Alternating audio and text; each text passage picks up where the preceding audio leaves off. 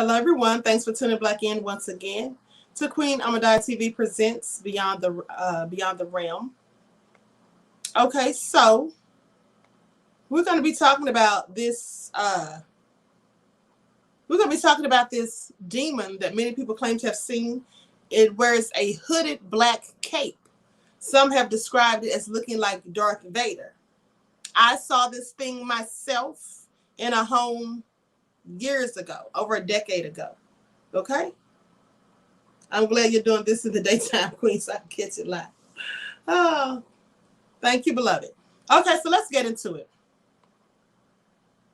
Haunted by a dark cloaked entity. Now, experiences with dark hooded entities seem to be relatively common in the reports of ghost-like beings. Usually, but not always, they appear in the dead of night in the corners of a room. They can be intimidating, foreboding, and downright terrifying. Are they products of the deep recesses of our imaginations where fear and uncertainty lie? Archetypes of what we dread about the unknown? Or are they real entities from some twilight dimension with some nefarious agenda we cannot comprehend?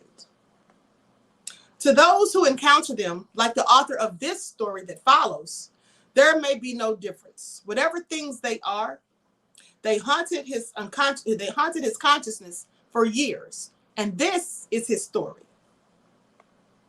So this black cloaked hooded entity has visited me at least 4 times in my life. I believe it all began after I brought a kid's puzzle game that showed a black cloaked hooded entity, skeleton in a black cloak that is, with an A symbol on its skull's forehead with the title Alchemist. Now, in September of 1997, when I was a kid, I was watching an episode of Zorro on TV with my mother when Zorro became a black cloaked hero to scare his enemies. He made this sound.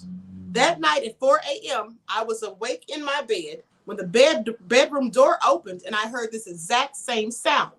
But I knew the TV was turned off and everyone was asleep. I knew this sounded crazy, but it was real. I stood up on my bed to see outside the door, and I knew that it was a real ghost this time. But it was too dark that I did not see anything, but I knew that something was there. I tried to ignore it and lay down on my bed and closed my eyes to sleep.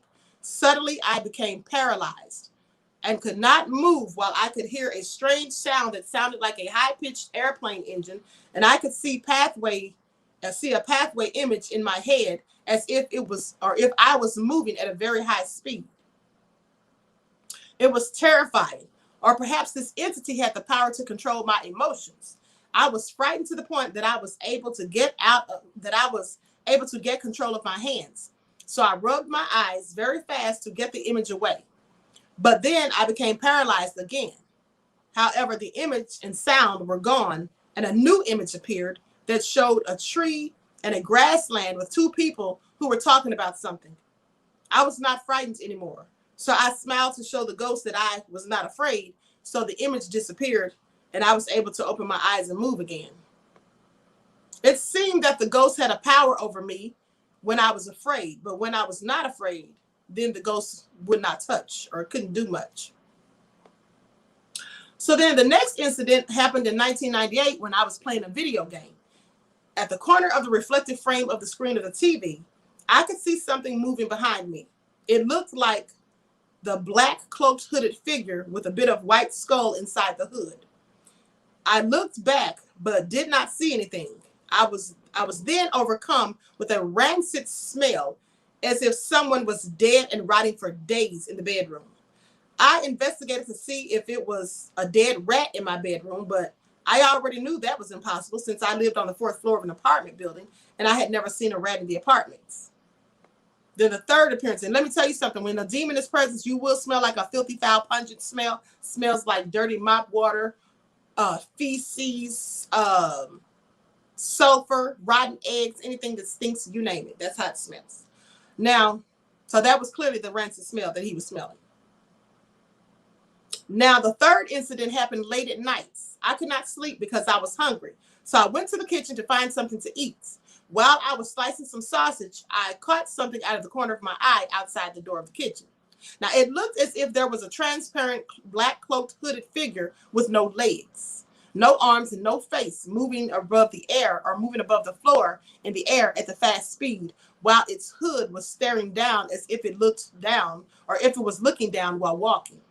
I wasn't very scared, but I knew something was there as it moved from left to right outside the kitchen doorway. The last incident occurred August of 2013, more than 15 years after the first. I am not a kid anymore, and it's been a long time since this black cloaked hooded figure or entity visited me. But I think it still remembers me, and this is why it came back to see me. I could hear the ghost making the same sound, just like the first incident back in 1997 when I was a kid. Now this time, however, I could also feel what I believe to be hands shaking my blanket very fast. And I could hear the sound of the chain rattling as if something, and both of the entity's arms were wrapped around the chain. It's as if the entity was once a prisoner or something and had been executed, which would explain the chain. I could also smell that same rancid smell of dead body like the second incident in 1998. Again, I was able to open my eyes and I wasn't very scared, but I saw something that looked like the transparent black cloaked hooded entity floating in midair with no legs, no arms, and no face. To my surprise, it was much smaller than what I expected. I was expecting to see it standing next to my bed and looking larger than normal human size, but it looked smaller and moved freely in midair. I think this was the first time I was able to see this entity much clearer than before. Now, it seemed to me that this black cloaked hooded ghost or entity that was not as threatening or evil as I expected it to be. I don't know if it was evil or not, but it was not threatening. Yet at the same time, could be frightening though. The lesson I learned is that if you control yourself and prove to show the entity that you are not afraid of it, then the entity cannot do anything to you. But at the same time, however, never ever challenge it or offend it, because perhaps it could also be dangerous if it gets angry. We cannot underestimate these entities. I would not recommend anyone to offend the entity because we might never know its full capability of what it can do to us. From what I have learned, Satanists and many devil worshippers would normally wear this black cloak with a hood during the satanic ritual, while some Christian priests would wear a brown cloak with a hood. I suspect that it could be the ghost of a Satanist who was prosecuted and executed by the church for following Satanism during the medieval times. Also, a friend once told me that near where I live, there was a small hill where Satanists used to perform satanic rituals. So that's likely why he saw what he saw.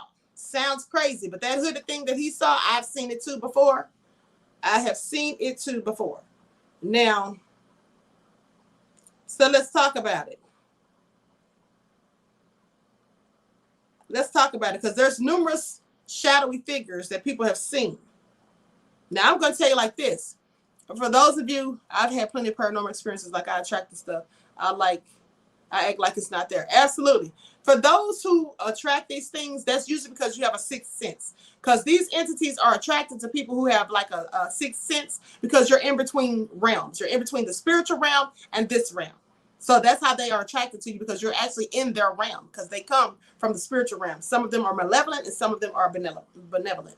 Okay, with that all being said, if you saw the movie that I did the story on a few weeks ago, The Haunting of the Exorcism of Emily Rose, if you actually saw the movie that they made out of that story of Anna, what is her name? Annalise Michelle. In one part of the movie, the priest says that he saw an entity like that, a ghostly figure cloaked in a black hooded cape. And he asked the attorney if she had seen it. She told him she saw it, and she asked, had he seen it? And he says, yes.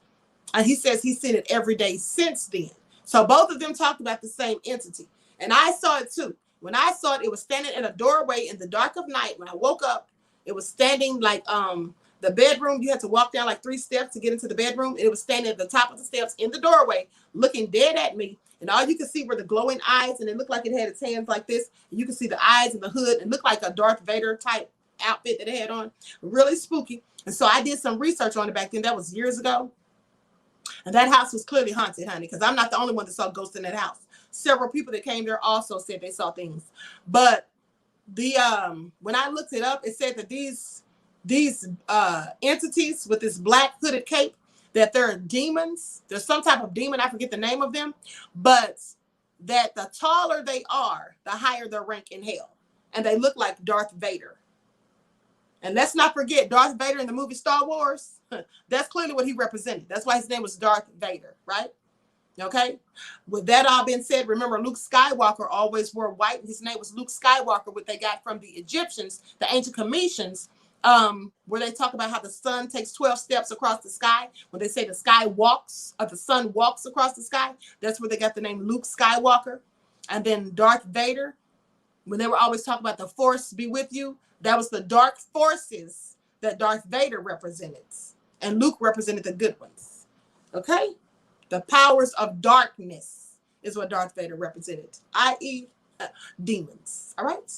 Now, shadow people are unintelligible or intangible beings. If you've ever caught a glimpse of something moving just outside your field of vision, and what you could have sworn was an empty room, you just might have met one. And if that was all you saw, you're probably lucky. Now, nobody's exactly sure what these mysterious figures are or what they want, but plenty of people have seen them.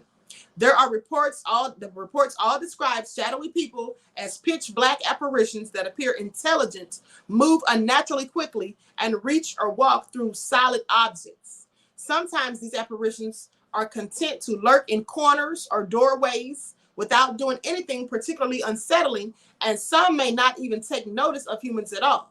However, many shadow people are far from benign. Witnesses have recounted sightings accompanied by feelings of overwhelming dread, auras of malice, and even physical attacks. Whether they're ghosts, demons, or just symptoms of distorted sleep, there are a few distinct kinds of shadow people, or there are a few distinct kinds of shadow people with unique characteristics that can tell you what to expect if you meet one. And here are some of the different types. They have the hat shadow man, who watches silently. They say this type of shadowy visitor doesn't appear to mean any harm, but he looks creepy. The hat man is one of the most commonly reported types of shadow person. Witnesses describe him as a faceless, dark man in an overcoat and a wide-brimmed hat who watches silently from doorways. There aren't many accounts of malevolent behavior or attacks attributed to this type of shadow person, but the hat man has been reported to induce feelings of apprehension or the inexplicable knowledge that witnesses haven't seen the last of him. Let me tell you something. My oldest son, saw this thing when he was like 4. I remember he was taking a nap. He was asleep on the living room couch, and I was in my room watching TV, and he woke up and he came and told me, he said, "Mom, I just saw Michael Jackson in the living room." And I said, "What are you talking about? You saw Michael Jackson in the living room?" Well, the reason he thought it was Michael Jackson, because of course he was 4, he didn't know what it was. He never saw the face. He said it was a man wearing a black hat and had on a long black coat. Okay, like something Michael Jackson wore in one of his videos. I think it might have been Smooth Criminal. I can't remember. But anyway, he clearly thought it was Michael Jackson. I told him that was no Michael Jackson. Okay? Now, aggressive shadow people attack sleeping victims. Shadow people may have plenty of ways to terrorize you without becoming violent, but some of them have no qualms about causing physical harm. People have reported being beaten, choked, and even picked up and dropped by aggressive shadow beings in their homes. These beings usually don't look much different from normal shadow people, fearless, featureless human-shaped entities, but they harbor some serious ill will. Fortunately, they're also the easiest to scientifically explain, since shadow figures and choking sensations are some of the textbook symptoms of sleep paralysis. Red-eyed specters can sense fear. Now, many shadow people are described as faceless, black silhouetted, but if you run into a red-eyed shadow person, you're in trouble. While they generally don't harm humans physically, red-eyed shadow people are about as menacing as they come. Their only discernible features are the glowing red orbs that appear out from their pitch black faces. According to people who claim to have encountered red-eyed shadow people, their gaze causes unadulterated terror, and the more terrified the victim becomes, the stronger the shadow person will grow. They feed off of fear. Then you have the hooded shadow figures that radiate sheer hate. That's the one I saw. It's just a hooded thing like a Darth Vader. It said this type of shadow person is featureless except for its hooded cloak. Like the Hat Man, this creature isn't known to attack humans directly. It prefers to stand in doorways, where I saw it, in the doorway to my bedroom. It prefers to stand in doorways or bedsides and stare intently. However, while the Hat Man is usually described as more curious than malicious, the cloaked or shadowed figure or hooded figure, they're almost certainly, they're not paying you a friendly visit. That's for sure. And then they have the Watchmen shadow figures that stare obsessively. Now, these types of shadow people aren't as malevolent as some other kinds, but it's still no fun to feel like you're being watched. They watch humans and they don't care if you like it or not. This shadow person is particularly imposing. It won't attack you, but according to witnesses, there's just something viscerally creepy about the way it lurks around. Then they have the misty black shadow people that move like smoke. Not all shadow people actually look like people. Even regular humanoid shadow beings are reported to move in ways that are too quick and fluid to be natural, but misty shadow people appear as clouds of black smoke. Despite their weird forms, they give off the unmistakable impression that they're an intelligent entity. According to some accounts, these black shadowy masses are attracted to people or places that give off negative emotions. Then we have elusive shadow people who will vanish if they're spotted. Though this type of shadow people are known to stare incessantly, there's one type that prefers to snoop unnoticed. Now, the elusive shadow people prefer to peek around corners and blend in with shadows. If noticed, they will disappear immediately. Like the benevolent shadow people who make their observations more obvious.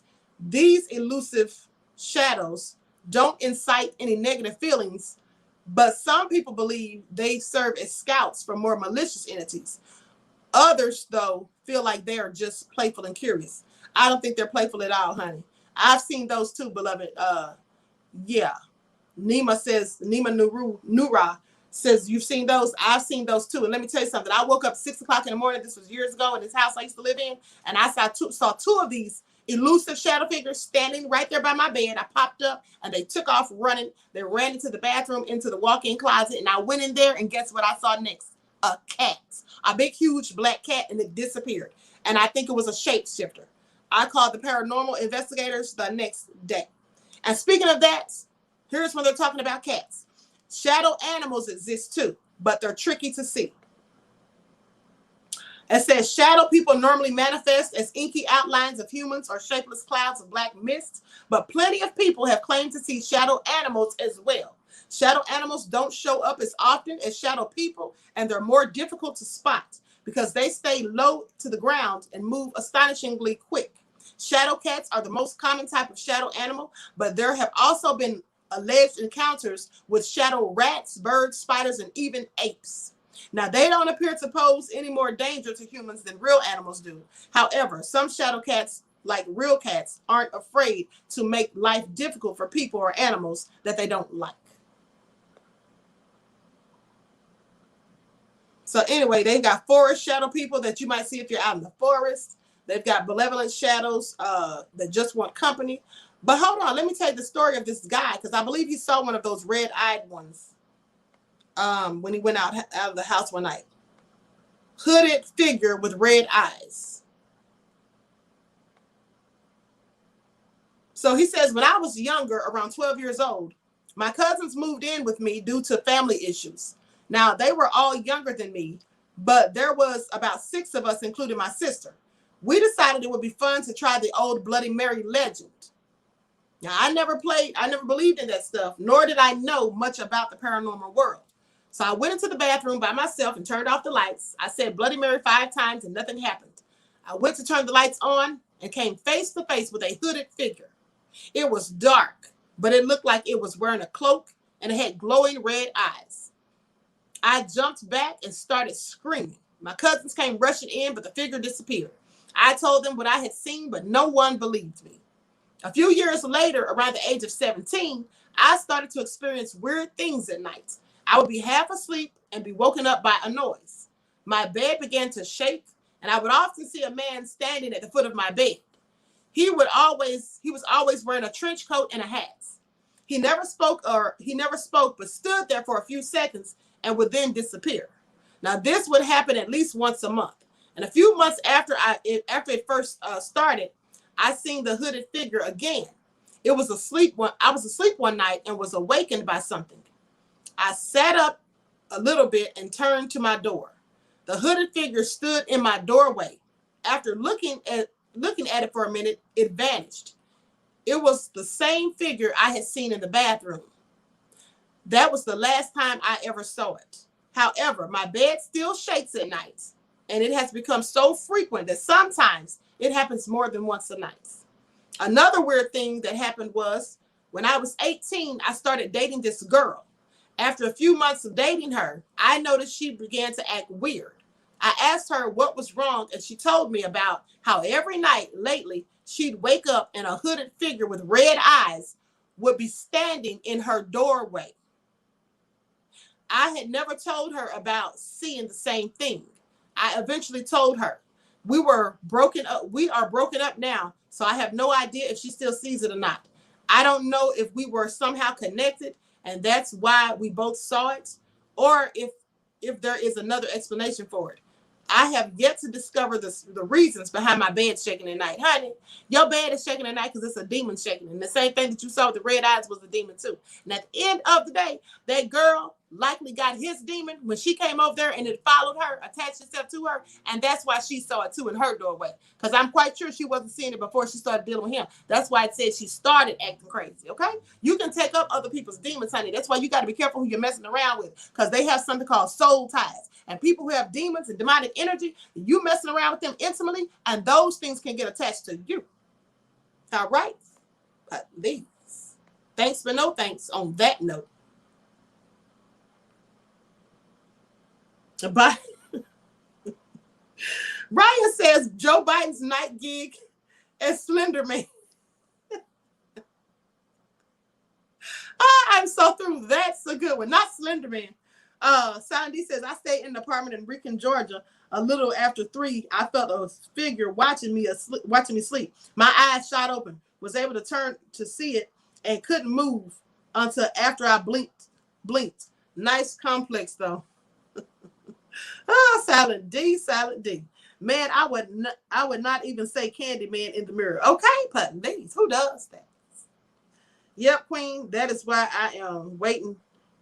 No soul ties here. Okay. Oh, girl, get your ace out the bed. General Overture says, sweet Jesus. Okay. Clearly crazy. I have seen the cloaked entity twice, and each time a family member died. I always thought it was the Grim Reaper. You know what? It was the Grim Reaper. And let me just read you about the Grim Reaper, honey, because yes, I've seen that too. Okay, you can tell the difference because the Grim Reaper has a skeleton face. This cloaked entity just has the glowing eyes, or you won't see anything but the cloak, the hood and the cloak. But the Grim Reaper has a skeleton face. And let's talk about it. Apparitions of the Grim Reaper. I wasn't going to get into this, but I might as well. Now, some individuals describe seeing the Grim Reaper at the foot of their bed or during a near-death experience called an NDE. The figure is described as wearing a hooded cloak, often faceless, but on occasion, a skeletal figure is visible underneath. Okay, so the one without the face could also be the Grim Reaper. Now, sometimes it'll show a skeletal face underneath. Now, the figure often makes individuals feel cold. Undoubtedly, this is a frightening experience. Most report that the figure simply fades away when told to leave. Now, Ralph had an encounter with the Grim Reaper after being admitted to the hospital because of a heart attack. He reportedly suddenly began feeling very cold, below freezing. He says, at the foot of my bed on the right side was a dark gray cloaked stranger. He had no face. And then someone asked, how did you know it was a he? He says, I don't know. I just knew. The other thing I knew was I wasn't bad enough or sick enough to go with him. That's what he said. Now, nurses have also reported seeing the Grim Reaper. Here's an example. Okay, a nurse says, I was running down the hall to my patient's room so I could relieve the nurse in charge. I ran past this room across the central floor nursing station and had run past 5 rooms before it registered what I saw. I did not believe it. I went back down the hall and stopped at the room. I glanced into it. On the bed was a little gray-haired lady dressed in lace, propped up with pillows. Beside the bed stood this tall figure dressed in a monk's robe with his head covered. It looked up at me when I appeared in the door.